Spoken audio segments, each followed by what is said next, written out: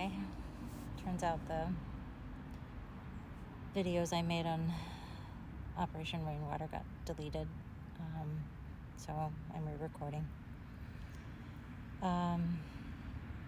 So today I'm going to talk about Operation Rainwater, which was an NSA-led operation that began in 2014, the same time that the Russian money laundering that I talked about operation began with the FBI that, I've been trying to expose. While the Operation Rainwater was led by the NSA, it involved a lot of other agencies, including the FBI and FSB, Russia's intelligence agency, and the CIA, and GRU, Russia's CIA equivalent. Again, this is difficult for me to share, mainly because it's very tech-heavy. But it's also very scary for me because it involves the merciless murder of an innocent American. Many Americans have died as a result of this corrupt power, their rise to control. But if things are going to change, the truth has to be told. The purpose of Operation Rainwater was fairly simple in its mission. They knew that Trump had a scandalous past, riddled with corruption and numerous sex scandals, all of which could hurt his electability as president. They needed to know which ones the DNC and Democrats in general knew of. Of course, the operation worked to hide as many of this as best as they could, like Stormy Daniels. And then the second part was to dig up whatever dirt they could on Hillary, Bernie, and Democrats as a whole. They began monitoring and digging through the DNC servers, and DNC and the DCC, Democratic Congressional Campaign Committee, server in early 2015, working with and through FSB, Russian intelligence, to accomplish this.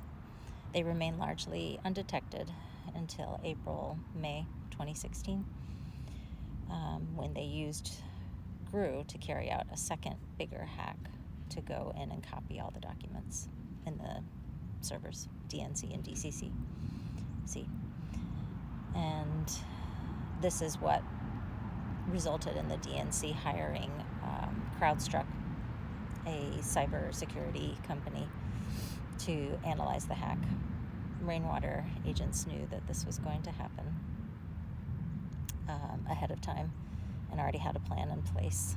A lone wolf hacker named Guccifer 2.0 that in June 2016 claimed to be the DNC hacker. He did interviews, he chatted with Julian Assange at WikiLeaks and any interested media.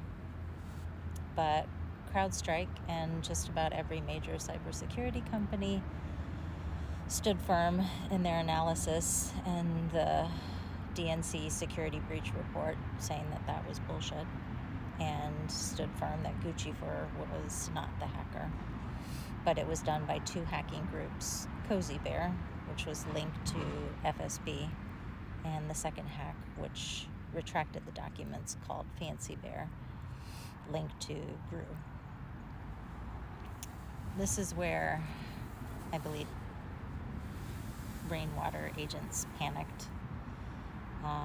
Nobody was buying their decoy scapegoat, and they had the data to disprove it. And they needed a plan B. And this is where I believe the plan derails. On July 10, 2016, news of a tragic death of a DNC staffer named Seth Rich goes out everywhere, along with claims that he, Rich, was the one who actually released the DNC documents to WikiLeaks.